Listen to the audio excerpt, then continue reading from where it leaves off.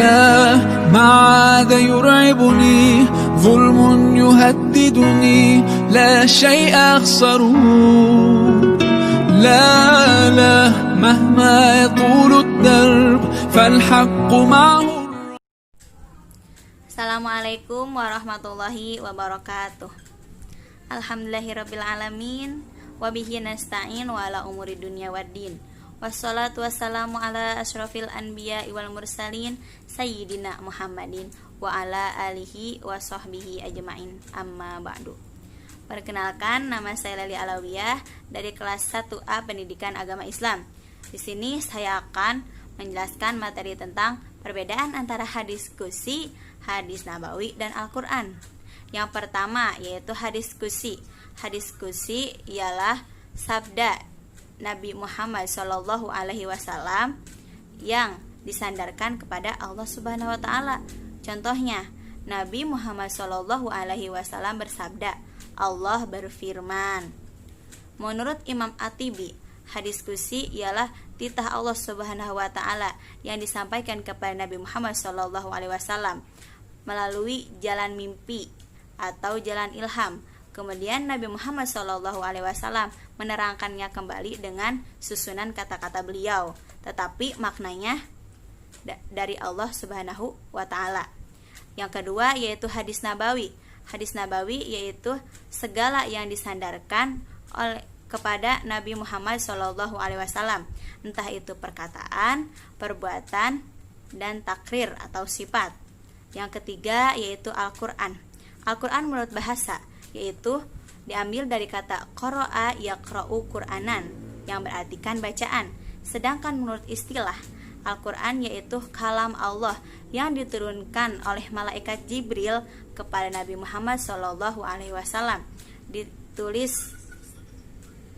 melalui mushaf, termasuk mukjizat Nabi Muhammad SAW, dimulai dari surat Al-Fatihah dan diakhiri dengan surat An-Nas. Kemudian, sebelum kita membedakan antara hadis qudsi, hadis nabawi, dan Al-Quran, maka kita harus tahu fungsi-fungsinya.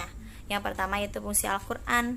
Fungsi Al-Quran ada 4. Yang pertama yaitu Al-Huda, sebagai petunjuk bagi umat Islam agar selamat di dunia maupun di akhirat.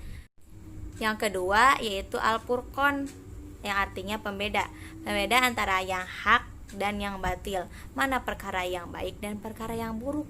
Maka kita harus ambil perkara yang baiknya dan buang perkara yang buruknya. Yang ketiga yaitu Asyifa, yaitu yang artinya sebagai obat. Banyak sekali Al-Quran makna-maknanya mengandung obat. Di dalam surat ini terdapat doa untuk ini, doa untuk itu, dan sangat bermanfaat.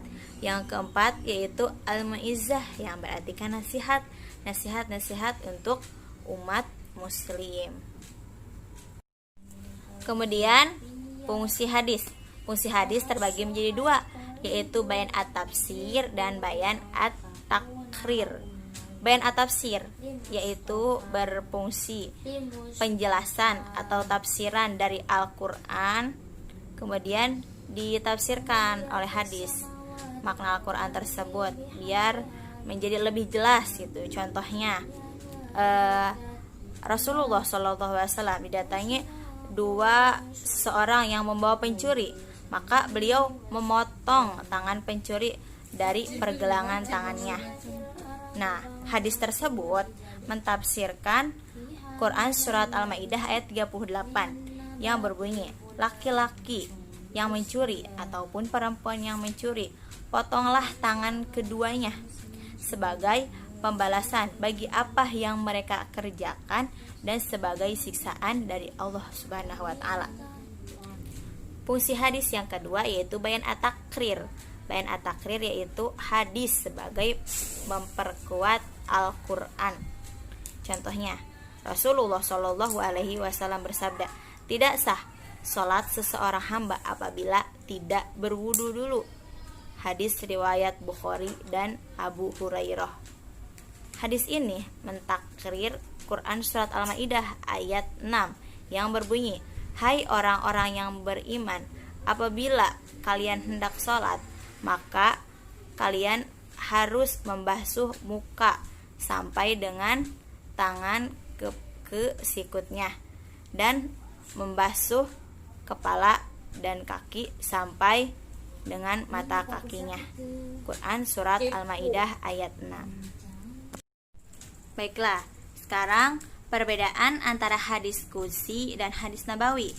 Sudah jelas, hadis qudsi yaitu maknanya dari Allah Subhanahu wa taala, tapi disampaikan oleh Nabi Muhammad SAW dengan rangkaian kata-kata Nabi Muhammad SAW. Sedangkan hadis nabawi yaitu ucapan Nabi Muhammad SAW. Kemudian perbedaan antara hadis qudsi dan Al-Quran. Hadis qudsi yaitu sudah jelas sabda Rasulullah, tetapi disandarkan kepada Allah SWT. Dan Al-Quran mutlak ucapan Allah Subhanahu wa ta'ala. Dan hadis qudsi membacanya tidak bernilai ibadah, sedangkan Al-Quran membacanya bernilai ibadah. Hadis qudsi juga sering disebut hadis ilahi atau hadis rabbani. Mungkin sekian apa yang saya sampaikan, kurang lebihnya mohon maaf. Billahi taufiq wal hidayah. Wassalamualaikum warahmatullahi wabarakatuh.